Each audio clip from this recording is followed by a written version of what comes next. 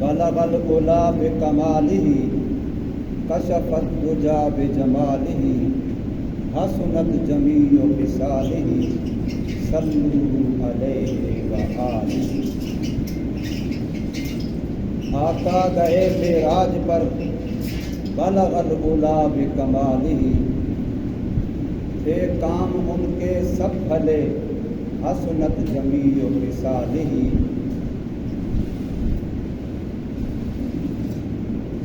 حضور نبی کریم صلی اللہ علیہ وسلم جو وجہ تخلیق کائنات ہیں، مقصود کائنات ہیں، لولاک لما خلقت الافلاک کا مصداق ہیں، محبوب الہی ہیں،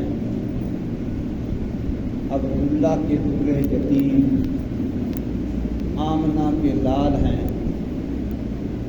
فخر رسل، سید البشر، سید الاولین والآخرین، سید الانس والجن،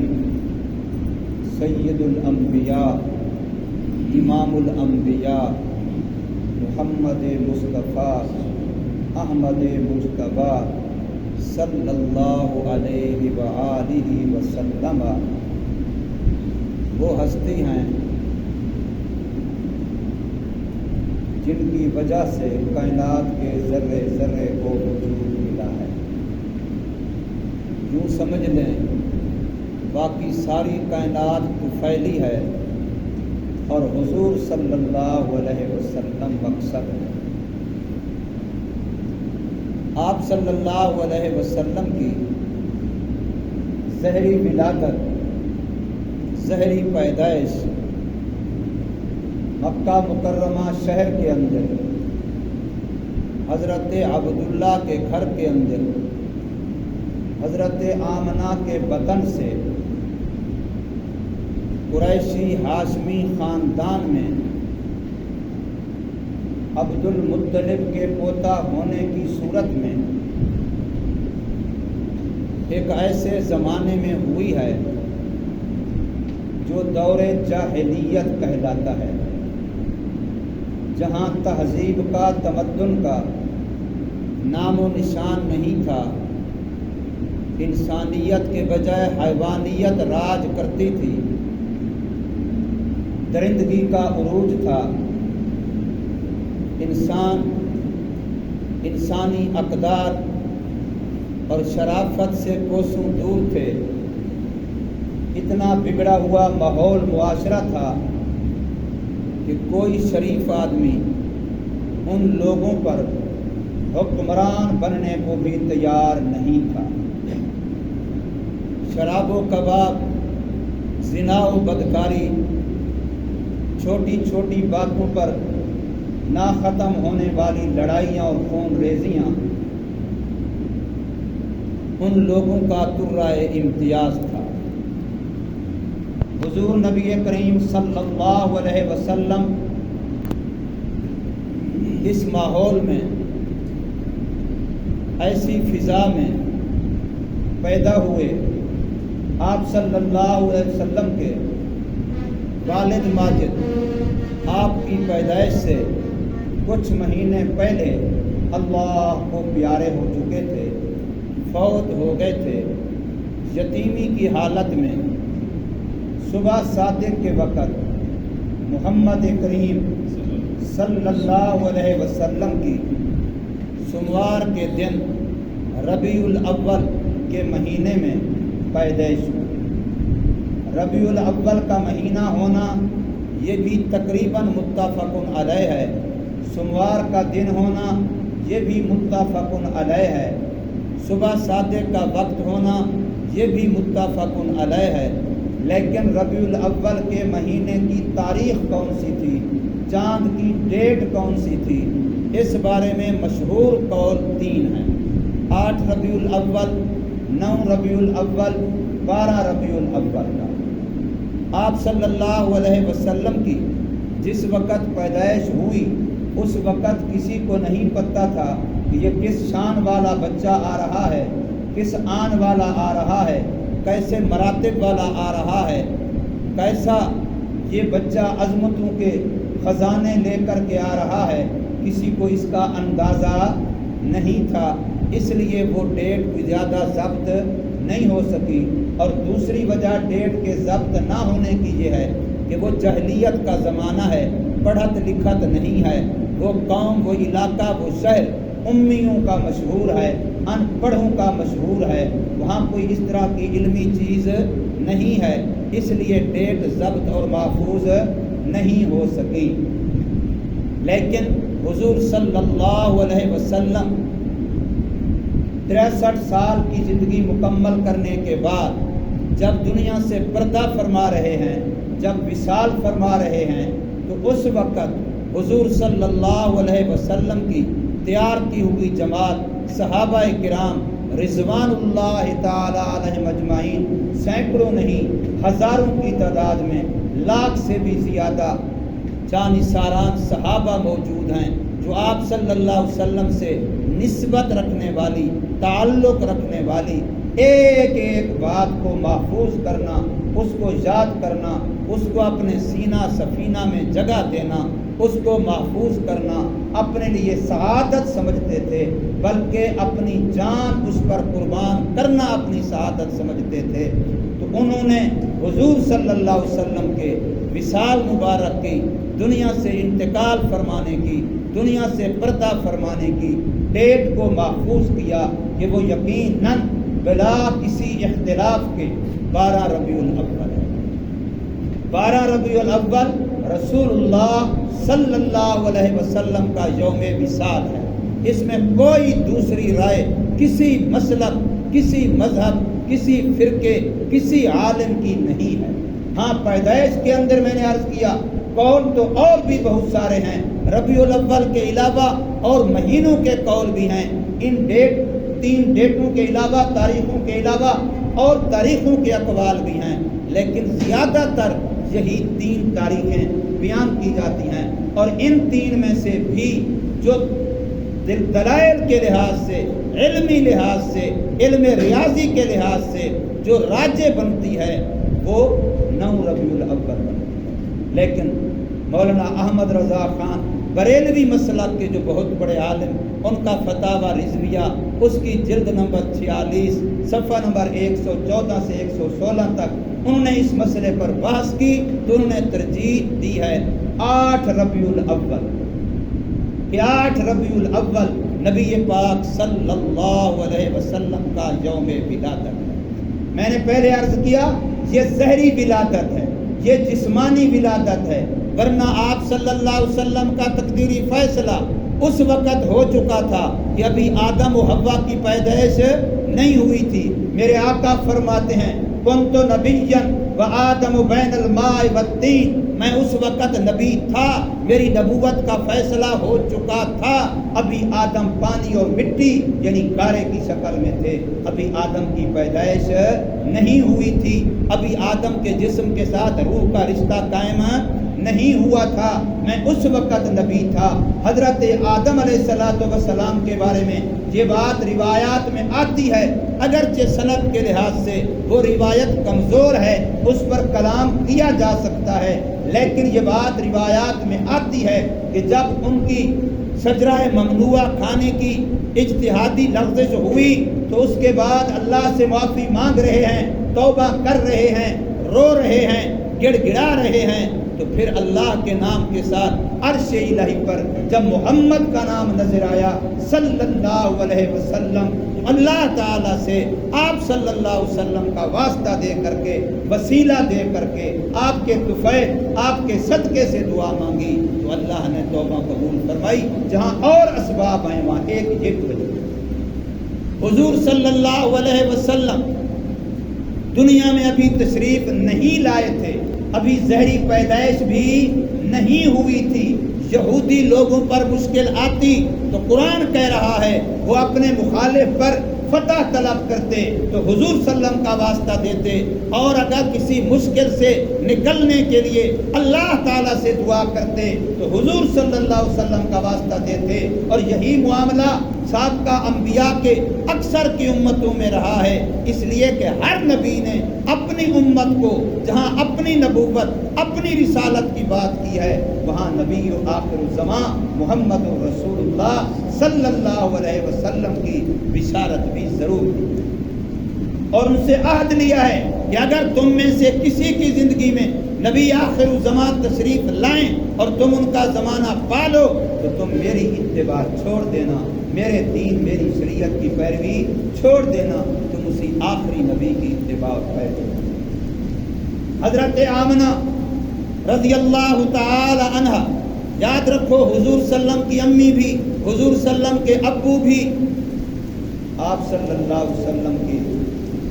نبوت کے اعلان سے پہلے فوت ہو گئے۔ ابو تو پیدائش سے پہلے فوت ہو گئے، امی پیدائش کے چند سال بعد فوت ہو گئی۔ نبوت کا اعلان اظہار تو کب ہوا؟ 40 سال مکمل ہوئے، عمر حضور صلی اللہ علیہ وسلم کی 40 سال۔ 40 سال تک حضور کون ہے؟ محمد بن عبداللہ۔ 40 سال ہوئے تو اب کیا بنے؟ محمد الرسول اللہ۔ حضور کی ایک ولادت جو جسمانی ہوئی ہے وہ محمد ابن عبداللہ ہیں، اور 40 سال کے بعد جو ولادت روحانی ہوئی ہے وہ محمد الرسول اللہ۔ تو حضور صلی اللہ علیہ وسلم کی امی اور ابو باوجود ہے کہ دونوں اس زمانے میں دنیا سے چلے گئے جب کوئی سچا دین پورا صحیح موجود محفوظ نہیں تھا، جس کو زمانہ فطرت وحی کہتے ہیں، زمانہ دور جاہلیت کہتے ہیں۔ لیکن یاد رکھو اہل سنت والجماعت کے چاروں اماموں کا متفقہ عقیدہ ہے کہ میرے آپ کے پاک پیغمبر محمد الرسول اللہ صلی اللہ علیہ وسلم کے ماں باپ دونوں جنتی ہیں۔ حضور صلی اللہ علیہ وسلم کے ماں باپ دونوں جنتی ہیں۔ مستقل کتاب ہے عربی زبان میں، اب اردو میں ترجمہ ہو چکا ہے، تقدیس والدین مصطفیٰ۔ محمد مصطفیٰ صلی اللہ علیہ وسلم کے ماں باپ مقدس شخصیات، پاک شخصیات ہیں۔ بلکہ ہمارا عقیدہ یہ ہے حضور صلی اللہ علیہ وسلم کا نسب ماں کی طرف سے بھی باپ کی طرف سے بھی آدم علیہ السلام تک اوپر کو چلتے چلے جاؤ، جس پشت کے اندر حضور صلی اللہ علیہ وسلم کا نسب نامہ آ رہا ہے وہ سارا پاک، پورا حضور کا نسب نامہ آپ صلی اللہ علیہ وسلم سے لے کر کے آدم علیہ السلام تک سارا پاک ہے، اور آپ صلی اللہ علیہ وسلم کا خاندان گھرانہ بھی پاک ہے۔ تو حضور صلی اللہ علیہ وسلم کی امی فرماتی ہیں کہ میرے پیٹ میں جب اس بچے کا حمل ٹھہرا تو میں دیکھتی ہوں کہ دھوپ آتی ہے تو بادل سایہ کر لیتا ہے، اگر میرا پاؤں سخت پتھر پہ آتا ہے تو پتھر نرم ہو جاتا ہے، اور اگر میں کنویں پہ جاتی ہوں تو لوگوں کو ڈول ڈالنا پڑتا ہے، رسی لٹکانی پڑتی ہے پانی کو وہاں سے نکالنے کے لیے، لیکن جب میں کنویں کی منڈیر پہ پہنچتی ہوں تو مجھے رسی کی ضرورت نہیں پڑتی، پانی کنویں کی منڈیر پہ آ جاتا ہے، میں وہاں سے بھر۔ میں اگر چلتی ہوں کسی جنگل میں بھی برانے میں بھی تو شجر بھی مجھے سلام کرتے ہیں، حجر بھی مجھے سلام کرتے ہیں، اللہ کی مخلوق میرا احترام کرتی ہے، مجھے سلام کرتی ہے۔ یہ بچہ میرے پیٹ میں آیا تو میں دیکھتی ہوں مجھے پسینہ آتا ہے تو میرے پسینے سے خوشبو آتی ہے، حالانکہ جب یہ بچہ میرے پیٹ میں نہیں تھا تو یہ معاملات نہیں تھا۔ تو یہ وہ برکتیں ہیں جو نبی پاک صلی اللہ علیہ وسلم کی وجود مبارک سے دنیا نے دیکھی ہیں، اور آپ پیدا ہو رہے ہیں تو عام طور پر عورت کو زچگی کا مسئلہ پیش آتا ہے، بچے کی پیدائش کا مرحلہ پیش آتا ہے تو دائی کی ضرورت پڑتی ہے، اور عورت کی ضرورت پڑتی ہے، امداد والے بندوں کی ضرورت پڑتی ہے، دوائی کی ضرورت پڑتی ہے، لیکن آقا کی ولادت بھی تو کسی دائیا کی ضرورت نہیں پڑی۔ اور عام طور پر بچہ پیدا ہوتا ہے، عورت کے جسم سے مواد نکلتا ہے جو قابل نفرت ہوتا ہے، لیکن محمد کریم صلی اللہ علیہ وسلم پیدا ہوئے تو خوشبو آئی ہے، کمرہ خوشبو سے بھرا ہے۔ حضور صلی اللہ علیہ وسلم پیدا ہوئے ہیں تو آپ پہلے سے ختنہ شدہ پیدا ہوئے ہیں، ختنے کی ضرورت پیش نہیں آئی۔ آپ صلی اللہ علیہ وسلم کا جسم مبارک ماں کے پیٹ سے ایسا نکلا جیسے غسل دیا ہوا ہے، غسل دینے کی ضرورت پیش نہیں آئی۔ آپ صلی اللہ علیہ وسلم کی امی کے بطن سے آپ صلی اللہ علیہ وسلم کے وجود کے ساتھ ایسا مواد نہیں نکلا جو قابل نفرت ہو، جس سے انسان کو گھن آتی ہو، جس سے طبیعت میں کدورت آتی ہو، ایسی چیز نہیں ہوئی۔ یہ حضور صلی اللہ علیہ وسلم کی وہ برکتیں ہیں کہ آپ صلی اللہ علیہ وسلم دنیا میں آئے تو یہ خیریں لے کر کے آئے۔ آتش پرستوں کا، مجوسیوں کا وہ آتش کدا جو سال ہاں سال سے، سینکڑوں سال سے کبھی اس کی آگ بجھی نہیں تھی، کوئی سبب نہیں، کوئی آندھی نہیں چلی، کوئی بارش نہیں ہوئی، ادھر محمد صلی اللہ علیہ وسلم کی پیدائش ہوئی، ادھر ان کا آتش کدا آنے وحد میں بجھ گئی۔ وہ خود بھانپ گئے کہ دنیا میں کوئی انوکھا واقعہ ہوا ہے۔ قیصر و کسریٰ کے وہ محلات جو دنیا میں ان کی برتری کا نشان تھے، ان کی بڑائی کا نشان تھے، ان کے تکبر کی علامت تھے، ان کے طوطی بولنے کی علامت تھے، دنیا کی سپر پاور ہونے کا نشان تھے، ادھر محمد صلی اللہ علیہ وسلم کی ولادت ہوئی، ادھر ان کے محلات میں وہ زلزلہ برپا ہوا کہ ان کے کنگرے ٹوٹ کر کے زمین پہ گر گئے۔ ان کے علم والوں نے بتایا کہ دنیا میں کوئی انوکھا واقعہ پیش آیا، حتیٰ کہ جب حضور صلی اللہ علیہ وسلم پر وحی کا سلسلہ شروع ہوا، اس سے پہلے جنات والی مخلوق جو ناری مخلوق ہے، ان کو آسمانوں پر آنے جانے کی اجازت ہے۔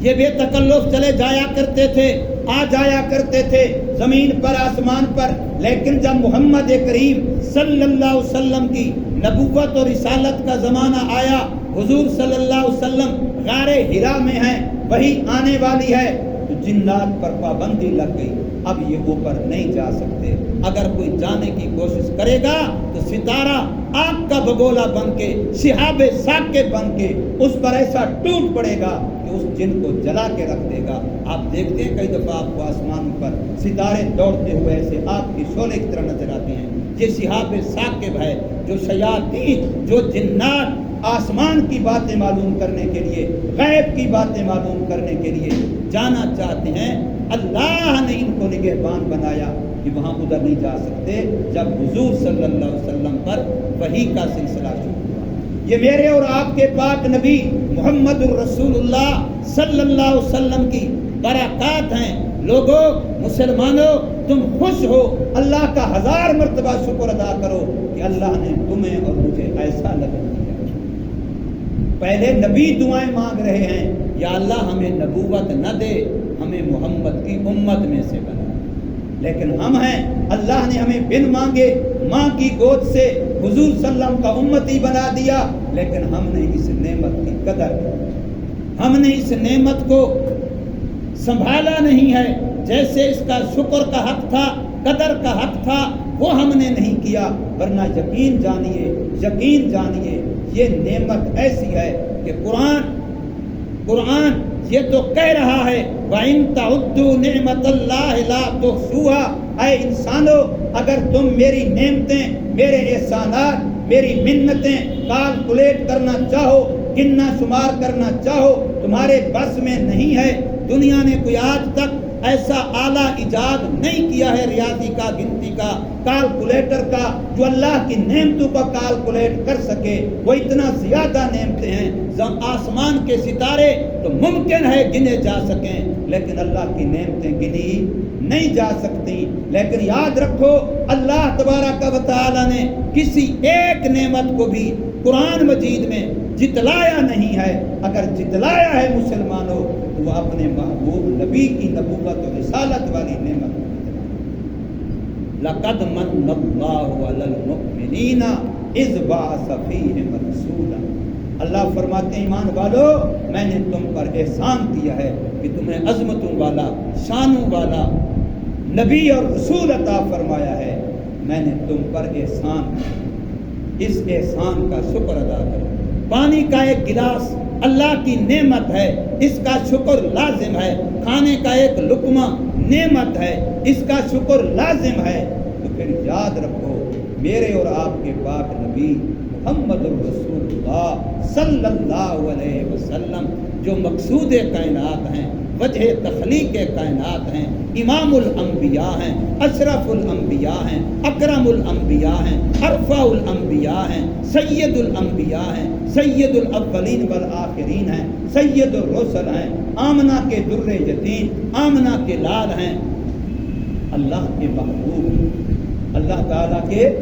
محبوب ہیں۔ کہنا آسان ہے، ایسا عظمت والا نبی اللہ نے ہمیں دیا ہے، ہمیں اس نبی کی سنتوں کو سیکھنا ہے۔ آج ہم اس نبی کا ولادت کا دن تو مناتے ہیں، لیکن افسوس ہے کہ اس نبی کو نہیں مناتے۔ ولادت کا دن مناؤ لیکن نبی کو تو مناؤ۔ اگر ولادت کا دن منا لیا لیکن نبی روٹھا رہا، نبی کو نہ منا سکے تو پھر خدا کو کیا جواب دیں؟ کل قیامت میں اپنے نبی کے سامنے کس منہ سے آئیں گے؟ کیسے آئیں گے میرے بھائیوں؟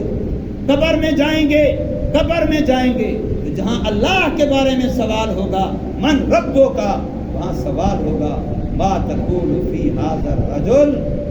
حضور صلی اللہ علیہ وسلم کے چہرہ مبارک کو سامنے کر دیا جائے گا اور پوچھا جائے گا اس کے بارے میں تیرا کیا خیال ہے؟